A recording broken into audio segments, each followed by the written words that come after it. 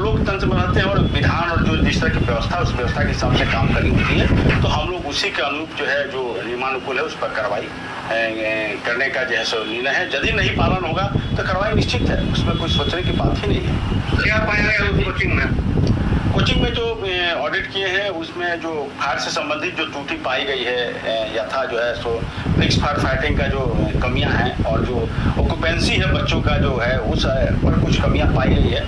जो यदि वे उसका मिट कर देते हैं तब कोई बात नहीं है, यदि उन पालन नहीं करते हैं तो वहाँ के जो संबंधित अग्निशमन वाले पदाधिकारी हैं और यहाँ के जो जिला अग्निशमन पदाधिकारी श्री रितेश पांडे जी हैं वे लगातार इस पर काम कर रहे हैं और हमारा मुख्य उद्देश्य है कि अनुपालन सुनिश्चित कराएं। मुझे ये नहीं, हम लोग का उद्देश्य ये नहीं है कि किसी प्रकार की कोई ट्रबल डाले। हम लोग का मुख्य उद्देश्य है कि अनुपालन किया जाए ताकि आम जनों की क्षति को रोका जा सके। अगर अनुपालन नहीं किया जाएगा तो क्या कोचिंग सील की जाएगी? यदि अनुपालन नहीं होगा तो निश्चित रूप से सील की कार्रवाई होगी। यथाविधि प्रक्रिया और प्रावधानों के तहत सील की कार्रवाई की जाएगी। उसमें किसी स्तर पर चूक नहीं होने जा रही है क्योंकि हजारों बच्चे पढ़ते हैं उसमें। किसी भी स्तर पर चूक नहीं होने जा रही है, निश्चित रूप से कार्रवाई होगी। जो भी कानून का पालन नहीं करेंगे, नियमों का पालन नहीं करेंगे, उनके विरुद्ध सख्ती से कार्रवाई की जाएगी। सर, पूर्व में भी ऑडिट किया गया था, उसमें कई लोगों पर कार्रवाई हुई या फिर जो लोग उसमें आए उसमें किस तरह का काम उसका? पूर्व में जो ऑडिट किया गया था उसमें बहुत सारे डिफॉल्ट थे, काफ़ी करीब 50-60 डिफॉल्ट था होटल में भी और हॉस्पिटल में डिफॉल्ट थे।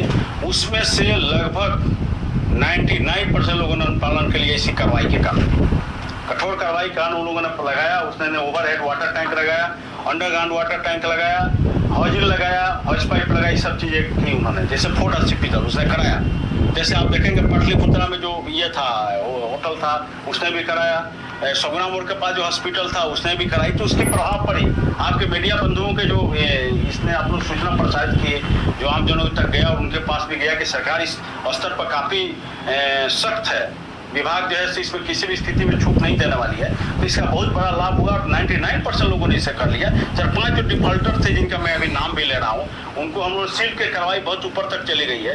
2-3 दिनों के अंदर कार्रवाई हो जाएगी। अभी कितने प्रतिष्ठानों को सील करने की प्रक्रिया शुरू की गई है?